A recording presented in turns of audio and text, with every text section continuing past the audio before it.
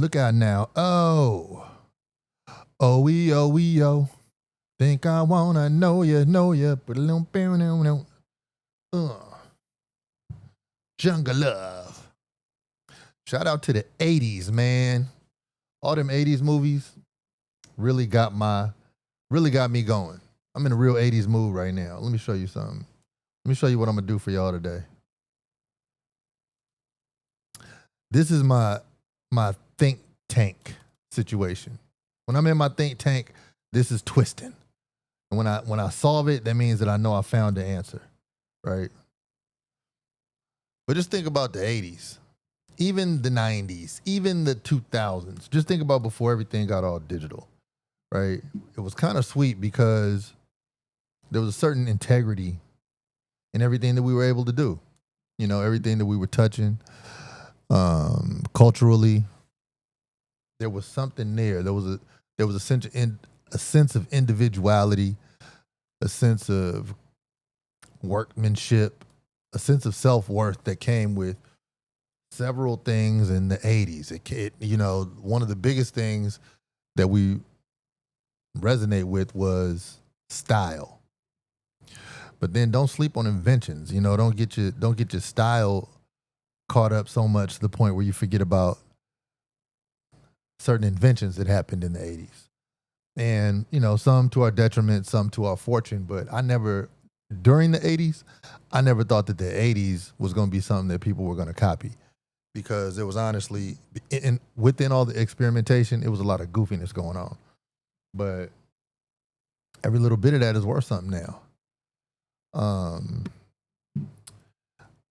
I think that the gym that we all grew up with, you remember white girls used to perm their hair to get it curly? Oh my gosh. What were y'all doing? That might be in style somewhere, somebody's salon somewhere in the world, but that was a bad look. But just about everything else came back in style from the 80s. And I think at the heart of it, we appreciate something about the workmanship, the craftsmanship. It's something that we don't mind, that we actually prefer when it comes to individuality and somebody who cooks something up. But the big contrast, here we are, 2025, and really it's been on this side of the 2020s, maybe even before that, where individuality has been cast aside. And it's been cast aside for the blending of the group. Everybody kind of wanted the same frequency in their music. Everybody kind of wanted to be wearing the same Jordans. Everybody kind of wanted to be, you want the same Louis pattern. Oh, he got that jacket. I want that jacket. She got that. I want that. Her lips looked like that. I want my lips like that. Where'd the individuality go? What happened? Who's going to want to copy off of an era where everything copied off of itself that evening? What footprint, what fingerprint are we leaving right now? I just don't see it. I just see us all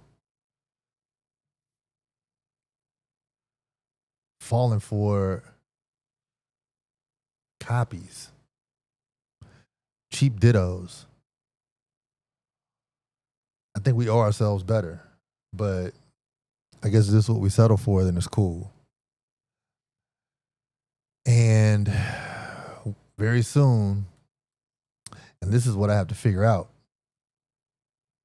very soon, I mean hella soon, all of our saming, all of our sameness is going to have us fall to the hands of robots and automation and technology.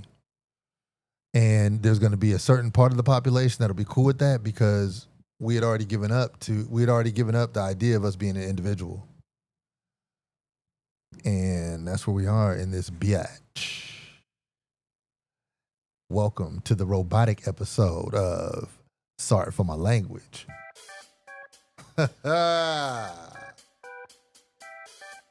Automation.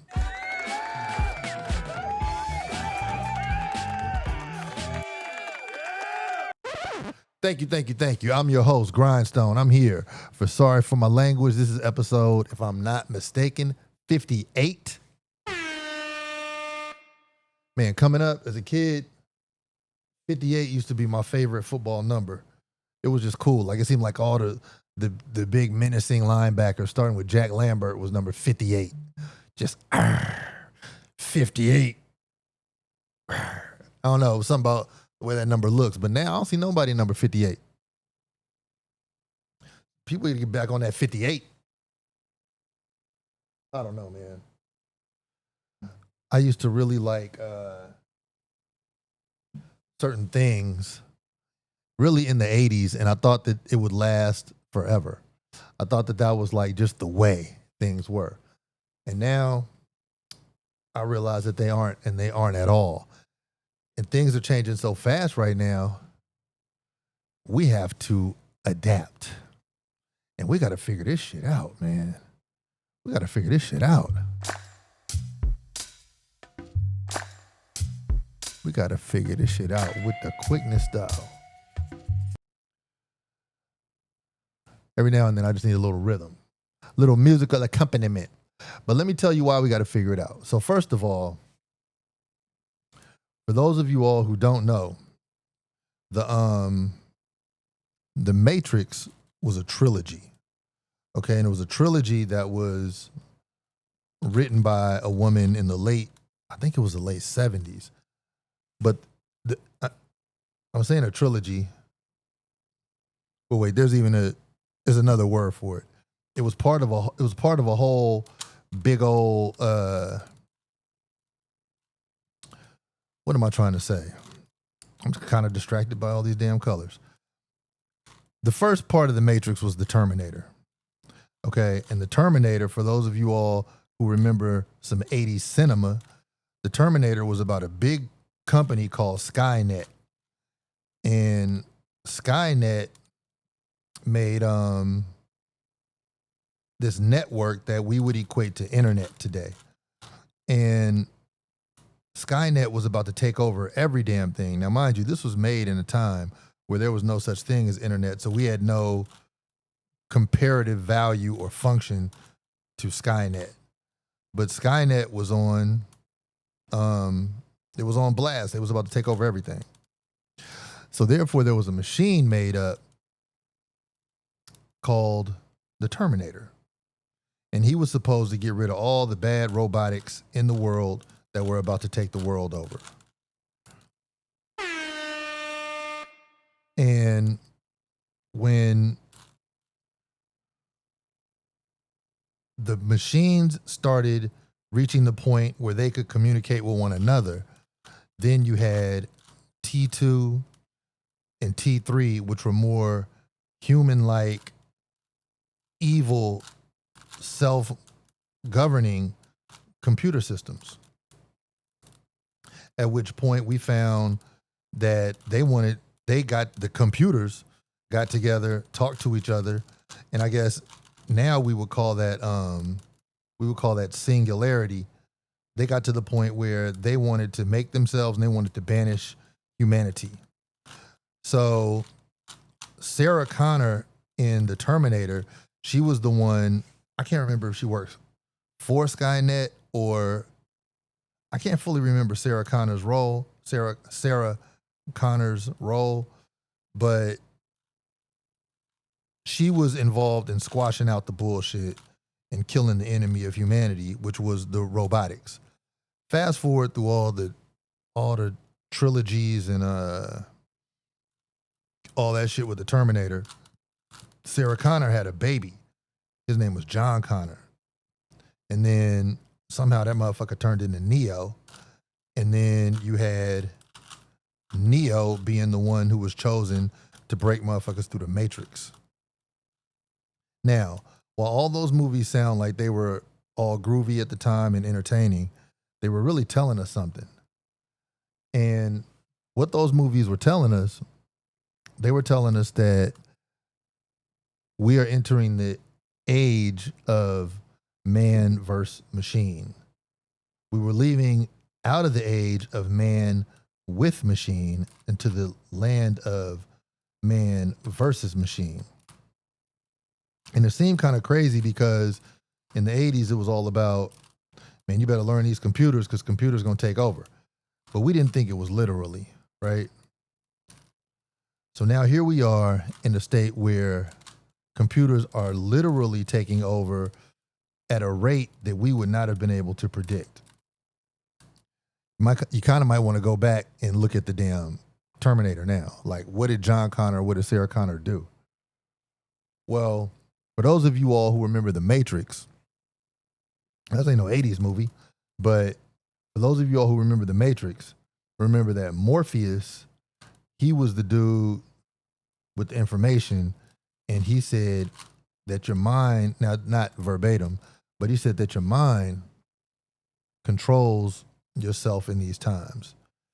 And what are these times? Well, these times are when shit is closing in, it's getting desperate, and you can think your way out of the damn Matrix, right? I've talked about the Matrix before, but let me tell you why it's weighing a little heavily right now.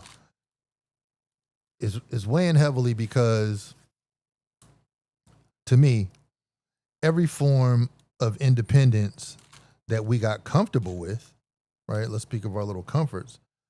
That is rapidly being taken away and replaced. So the interesting thing about the replacement of us with us. Matter of fact, in 95, Goody Mob had a song. I can't remember if it was a song. It was a lyric, but it's like, try to replace me with me. Try to replace me with me. But yeah, the truth is, man, these automated robots, and this is how, if just in case y'all want to know how bad shit gets introduced, it gets introduced in celebrity settings. So for those of you all who remember COVID, the beginning campaign of bringing COVID on, it was like rock stars and shit on stage. Juvenile had Vax That Ass Up as a song. He threw a big old brick at the rim with that one for me. But everybody was, the whole vaccination movement, it was more celebrity driven than it was information driven. And with these robots now, you're going to see more and more MIT type people giving robots and having robot exhibitions with famous people. And you're going to see somebody pop up with the robot and be like, hey, this is my robot, Dork. And me and Dork are going out to the park. But it'll be like celebrity stunts. You know, just wait till like the next Met Gala ball or some, wherever all them weirdos get together and do a thing. And then you're going to start seeing DJs. You're going to start seeing joints and DJ competitions and all types of shit like that, right? And so when you see these types of things happening, they're getting us familiar with our near future. So it starts off friendly, then it ends up a little kind of demanding. And man, shout out to my mentor, Izzy Israelson. I swear it was just 2020 or 2019, and he was talking so much about the investments that he is making in robotics. But he didn't really have it on padlock, but he just knew that was the direction. That wasn't that long ago. And now, like, of course you need to invest in NVIDIA, the first $1 trillion company. You know, of course you need to invest in TMSC. Of course you need to be investing in things that drive AI products, right? Of course, these are things that where the money needs to go. Now, it's not all about making money, but it's also about not being left out of the money path. So one thing that you all will see happens, or is going to happen as a result of a lot of this automation, you're going to see lots of, oh wait, I need to get this one down here. Hold on, Yellow. Where you at, Yellow? Reincarnated. Shit. I got all turned around. Damn. Ooh, sometimes the Rubik's Cube be on my head top. You on my head top, Rubik's Cube? You on my head top? No, but what you're gonna see that shit totally, I lost my whole train of thought. But what you'll see is a lot of introduction of products through celebrities. And lots of people are losing their jobs right now. Lots of people are losing their jobs. And a lot of those jobs are not gonna come back and be resurrected in human form in a human market. Okay, so that's a part that we really need to be paying attention to. And with all this robotics and all this automation, it's going to be obvious what the replacement is. It's going to be one that don't go on strike. It's going to be one that you don't have to pay with money. And it's going to be one that wakes up early and cuts off late. And it's going to be one that you don't even have to wake up. It'll just start doing the work. Matter of fact, it probably will never stop doing the work. That type of workforce is going to be brought on. So when you have that type of workforce, what do you even need with people? Says the greediest cookie monster in the world. The greediest cookie monster of the Caucasoid Mountains. The greediest Caucasoid cookie monster master. I mean, why do you need people? Well, guess what? You don't need people. So they say. So then what do the people do? Now, this is what I'm getting to. This is why I had to break out the Rubik's Cube, because it has to be some questions answered. Because I got questions. So what do the people do? Like once the need for people gets extinguished by those who determine people's rights and all that type stuff, like, well, what happens with the people who once felt fulfilled through getting work, yada, yada, yada? Well, there will be a thing instituted, I assume, let me see, if it's 2025 right now, I'm assuming by 2028, let me say by fall 2028, it'll be something instituted in America called UBI. And UBI is Universal Basic Income. And it'll be a welfare system where you just get broke off a check and you don't have to do shit to get the check. But the reason why they're breaking you off a check is because they extinguish the need for you to exist. Now, when they extinguish the need for you to exist, and I'm talking about the corporate powers that be, when they've extinguished the need for you to exist, and all the things can be automated and everything else is done by forced labor via the jail system, then they'll give you what it is they feel you need. And if you don't like it, then your ass can starve. You know, it's a form of communism. And some communism works and some communism is just straight up foul to the people. It's not power to the people. But there's always, as long as you have capitalism, communism lurks. And as long as you have communism, capitalism works. It all comes up to like this funnel shape at the top where the people with the most money also become the government. So in America, you know, it started with the Rockefellers and them and the Rothschilds. But as you see, the Elon Musk, the Teslas, you know, all that stuff, BlackRock, they become the government entities that make decisions whether you voted for them or not. That's how that shit works.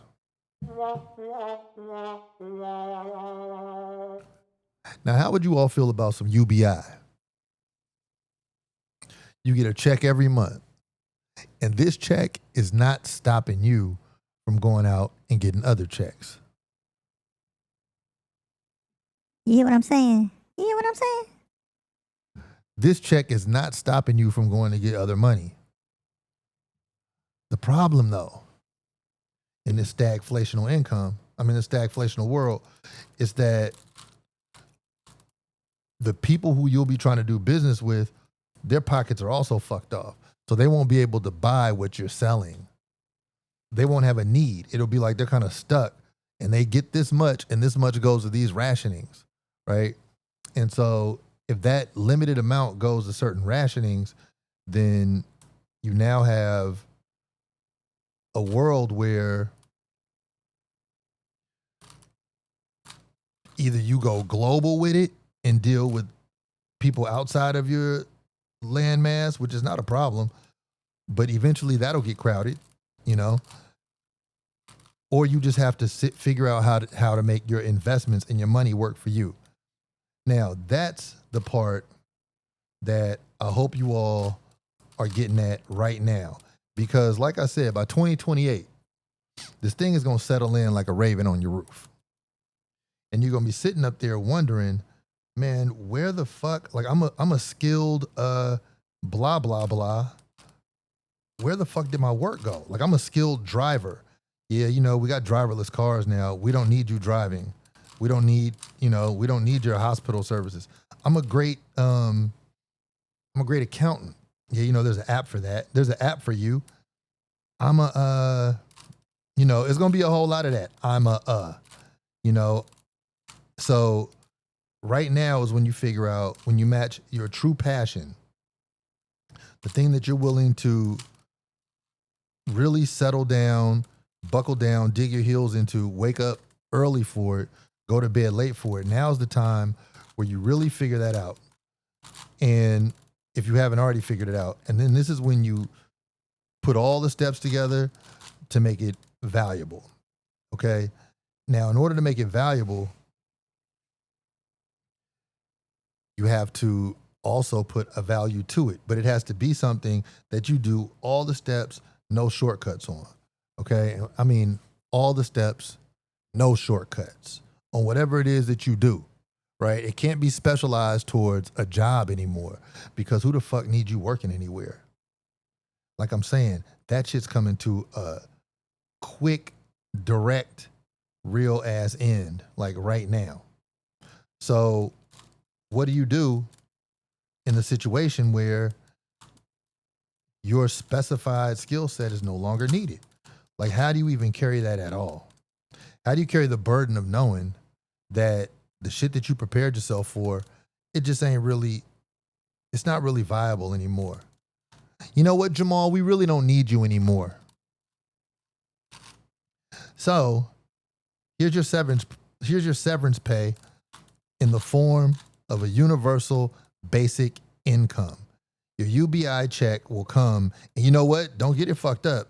That assistance they was giving in the pandemic, that was your mental preparation for this shit. You know, so like if you like that and you got really comfortable with that, swiping that card, that was kind of getting you together, making you realize, okay, I could live like this, or fuck that, I need to stack on top of this. Like whatever it was, that was a little test run. You know, we were a little hamster group in that period of time, just to get the little reaction. You know, you could bounce stuff off the walls of a lab, out of a think tank, all you want, but you got to get your ideas on the ground to see what's what and to see what's gonna work. And that's when they tested to see how rebellious we'd be or how complacent we would be. And then to hear the mumblings after that, do people want that check again? Don't worry. You're going to get that damn check again. But not so fast. It's at the cost of your supposed independence. And those of us who have not put anything aside where our money is working to make money, instead of us showing up doing the labor, like, so you need royalty-based art. You know what? I'm going to do like this. These are some of the things that you can do to pad your lead and to start doing it right now. You need royalty-based art. You need an investment portfolio that increases with interest. I mean, they're supposed to. you need to chip in. Well, you don't need to chip in. You either need to create an AI-based platform, or you need to have something in terms of some type of ownership of an AI-based platform. You need to have your own group of people, your own clientele, who will come to you when they want something, and then you can be the point of contact. You can be you are the one who runs your business, and it's not a supply heavy business, so you don't have to carry a lot of inventory. It could even be informational. These are some of the ways that you can start padding your lead right now. Because if you don't pad your lead right now, you're going to be in a world of trouble. I mean, they just cut 1,300 jobs from the State Department. That's hella people who not necessarily going to get employed nowhere else. So, like, what the fuck they going to do? And that has nothing to do with the thousands of people who've lost out already. So, you know, it's really just a hell of a time. And I don't want to have a microphone on and act like I don't see the shit that I see, right? I see this shit. And I see what's coming on after this. And it's coming on real strong. And, you know, the shit is kind of dangerous to be dumb to. Shit, it's dangerous to be dumb. Being dumb is expensive. And so who you telling about your damn financial problems, but you choosing to be dumb? Who the fuck cares? Who the fuck cares? You're dumb. You chose dumb. But we could do so much better. And we are going to do better, right?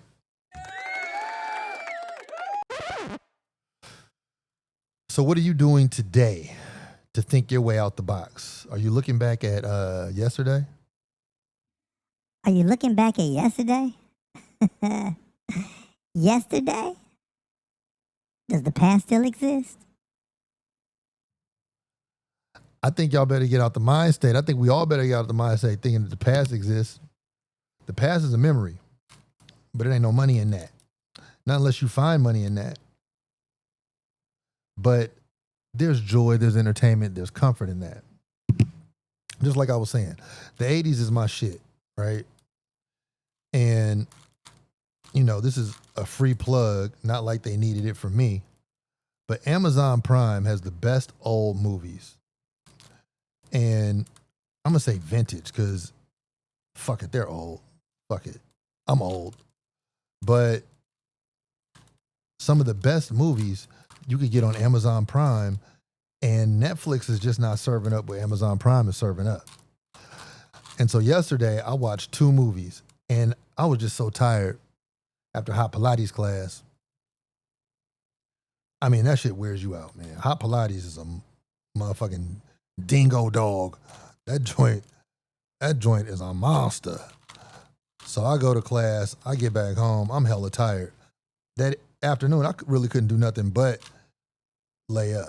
Like I just had to regenerate. I'm still tired right now. But I turned on Amazon Prime. To be honest, I was trying to turn on Sling because I wanted to watch the Indiana Fever. Shout out to the most dominant point guard coming out of Iowa, Caitlin Clark. Yeah, I'm a Caitlin Clark fan. I fuck with that court generalship she got. I like it. I mean, now, I'm not going to fuck around and say she's the best point guard in the league. She's not. But I just like, you know, I know what I'm seeing, and I like it. She could ball. So I was actually, like, flipping around looking for how I could watch the damn Indiana Fever play because it's hella hard to find a game. It's hella hard to find. If somebody says it's on ABC or some shit like that, it'd be hella hard with these new TV packages to find. I don't know where the hell ABC is. It used to just be Channel 7. But shit, I don't know. What direction is ABC in? I don't know. So I couldn't find it, so I went on Amazon Prime looking, but damn, here these movies pop up. Now, how many of you all have seen the movie Hollywood Shuffle? Written, directed, acted by Robert Townsend. Man, Robert Townsend is supremely underrated, ain't he? My gosh. Like when I think about Robert Townsend and the stuff that he brought to life on film, that's what I'm talking about, that craftsman type shit, man. Robert Townsend was getting to it in the 80s. But in the movie, it was also Keenan Ivory Wayans, Damon Wayans, Paul Mooney, John Witherspoon. Hollywood Shuffle was damn near like, you know what? You know what? Hollywood Shuffle was the first Friday. They got parallels. They got parallels. That's all I'm saying. But Hollywood Shuffle is an excellent movie. I think all humans who are listening to this right now should see. You know, I know I say humans because I know AI is listening too. But I think all you humans should get on, because the moral of the story of Hollywood Shuffle was to keep your morals about you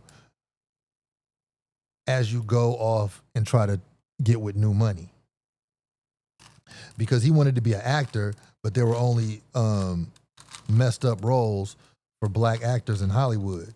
And so it was called The Shuffle because a lot of these black actors were truly talented, but they would just get thrown into a role that was like way below their talent level. And then they end up doing some garbage ass, stupid acting role. And then they would get typecast as that, and they would just die in that career path. So it came to the end where, you know, it was just like his integrity won out in the end, long story short. So that was good. I kicked back. I was still sore from working out, still like really just tired as fuck. And then I was like, you know, shit, while I'm laying on the couch, and my TV's warmed up, like in the summer, I don't watch TV really. It's nothing on. It's hot outside. I'm not really the TV guy in the summer. But I'm sitting there and I'm just like, you know what? Let me check out hold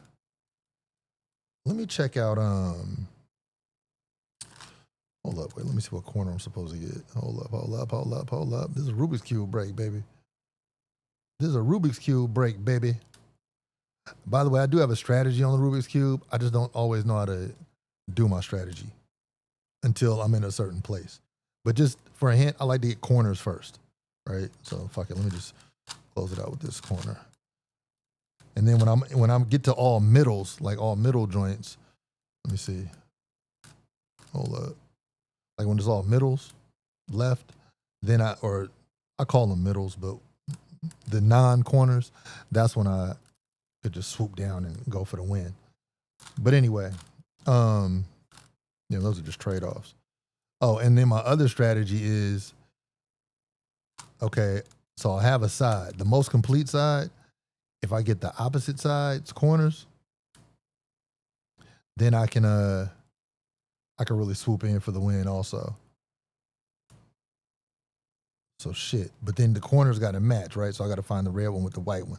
So this red has to end up here in order for me to even consider winning this, right? So now that red's there, and now these two greens match.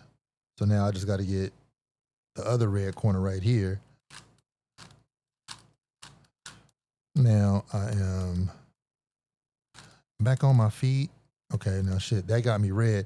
And then I just be like getting the colors until shit makes sense. You know?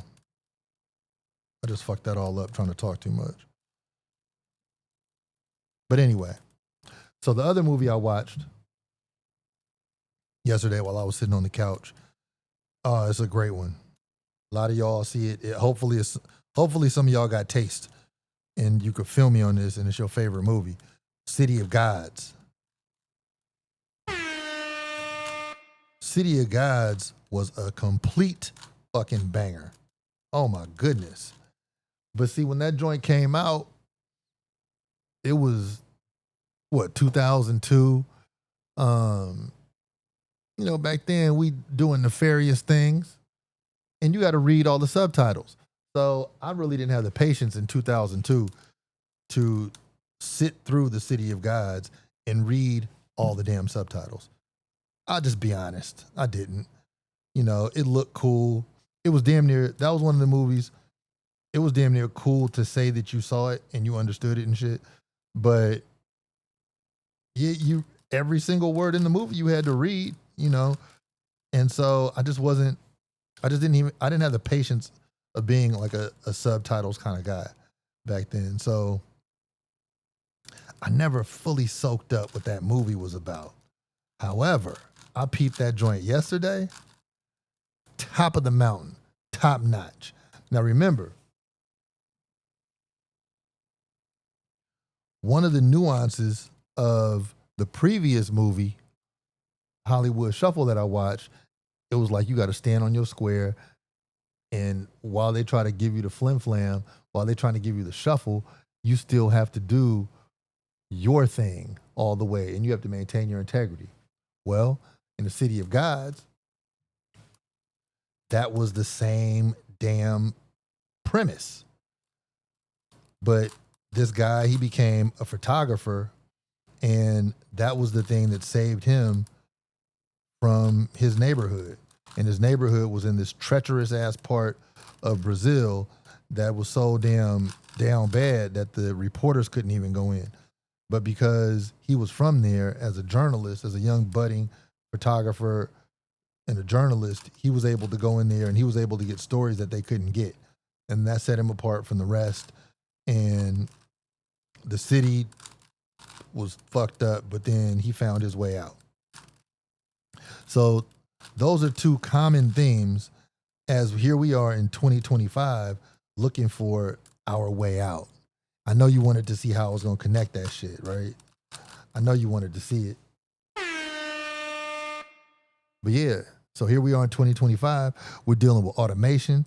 We're dealing with all this damn all the confusion of the cutbacks of everything, the economy suffering, the fact that it's being taken over by everybody everywhere, and people are not sticking to the thing that's in their heart.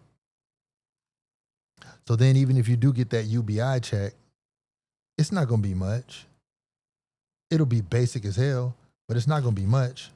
I don't know if any of y'all been to Cuba, but in Cuba, everybody has damn near what they need, but not an inch more. Not an ounce more, baby. Baby Bubba, you ain't going to get one more piece of scallop than you got on Tuesday. And that's what communism looks like. That's what universal basic income looks like. But America the Beautiful is going to make sure you're doing just a little bit better than that. So they're going to give you the opportunity to make your bread. But at the same time, it's going to be so many fewer ways to make your bread. I'm pretty sure sharecropping is going to become an option. And I'm pretty sure, now this is me, you could place this bet in Vegas. I'm pretty sure they'll be having some sharecropping commercials. And they'll come on like brought to you by the Department of Agriculture or some shit. You know, I'm pretty positive that'll happen in the next 3-4 years. I'm gonna say 3 years. I'm not even stretching it. I'm not even gonna make it. I don't even want to build in no caveat. I'm standing on my 3 years. So yeah, so in 3 years, and you know their whole goal, like make America great again, is a secret. It's a dog whistle term for bring slavery back, which is the bad part when black people and white people stand behind it. Now, if you think I'm lying, look at all the moves. Look at all the moves that are slavery-esque. You know? All the things where it's like, you don't belong here, you belong here. Show me your papers, you belong here, you don't belong here. Okay, you have to go here and you have to work for 16 cents a day. You have to go here and you you work for free since you didn't follow this rule. I mean, just peep the game. One beautiful thing about the devil is that the devil got to show you their hand, right? The devil has to show you their hand. And so you're being shown. We're all being shown at the same time, in real time. You know, what's up with them Epstein files? Kids was getting raped. And then when you think about the kids getting raped in the Epstein case, you think about who did it. And then right in your face, as if you're not a grown-up person, they're telling you, man, you still worried about that? You still worried about these rapes? Like, come on, man. Why you still worried about that? God, we done moved on. Right in front of your grown-ass face. That's what's happening. So, you know, they've got to fulfill the book. But you got a counter move that you could make. And that is your multi-streaming income, baby. Get them streams streaming. Don't worry about how tough it is right now, because it's going to be damn near impossible later. Just do it now. Just start now. Start scared. Start with passion and discipline if you haven't yet started. You know, be wise with your investing, because some of the shit that you might be investing in, that shit might not be a thing in 5 years. But I'm telling you, the motherfucking, and it's cold, right? So you think about it, you're investing in robotics and AI systems, and that's the very thing you're fighting against. And that's why, regardless of the money, you've got to be able to maintain your fucking soul. You've got to. Without that, you've lost every war that you thought you were in. You've lost that shit. So you've got to enter this battle of, we're going to call it survival, right? You got to enter this battle knowing that you're fighting this battle to keep your soul. Just like a game of chess. You're fighting chess to keep your king. You know, you don't want to get your king hacked. So, King, I just want you to know that from me to you, I don't have it all solved yet, you know? But I do see more and more pathways to income getting shut down by people who have no other, or for people, or shut down from people who have no other skill. And they did all the shit. They went to college. They getting their ass whooped at the credit agency because they can't pay those college loans back because that job that they got from college was not substantial. I mean, come on, we all see this shit, right? But what do? Well, what you do is you tune in to every episode right here of Sorry for My Language. Like, subscribe, recommend this, share it, comment. Let me know how you feel. Let somebody else know. Let the world know how you feel about the comments expressed herein by me, Grindstone. And you know what? I'm going to leave y'all with the solid color. That's sacral chakra, baby. Thank you for episode 58 of Sorry for My Language. This is for you. I'll be working on this. Peace.